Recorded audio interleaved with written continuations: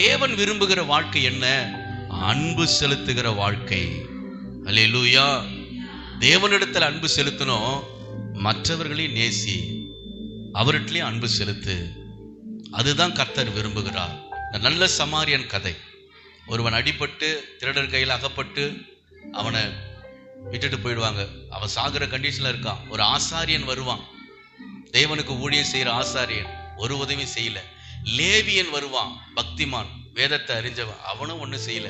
ஆனா சமாரியன் ஒரு வருவான். சமாரியன் யார்? யூதர்களாலே அற்பமா நினைக்கப்பட்டவர்கள். அவன் வந்து அவனை பராமரித்து சத்திரத்துல சேர்த்து அவன் பணத்தை செலவு பண்ணி இவனுக்கு உதவி செய்ய அவன் முன் வந்தான். அல்லேலூயா. அப்ப இதுல யார் வந்து அதிக நேசிப்பு உள்ளவன் ஆண்டவர் ஒரு கேள்வி கேட்பார். அப்ப நம்ம வாழ்க்கை எப்படி இருக்கு? ஆசாரியனா இருக்கிறோமா, லேவியனா இருக்கிறோமா? சமாரியன் வந்தான், அவன் எதையும் பார்க்கல, அவன் அன்பை மட்டும் காட்டினான். அப்ப யாரையும் நாம குறை சொல்ல அதிகாரம் இல்லை. நம்ம இடத்துல அநேக குறைகள் இருக்கிறதே. ஆண்டவர் விரும்புகிற வாழ்க்கை இதுதான். தேவனிடத்தில் அன்பு கூறு, பிறரிடத்துல நீ அன்பு கூறு. அல்லேலூயா. அதை செய்யலன்னா அதுதான் பிரதான கட்டளையா கர்த்தர் கொடுத்திருக்கிறார். இதுவே உங்களுக்கு பிரதான கட்டளைனே சொல்லிட்டார்.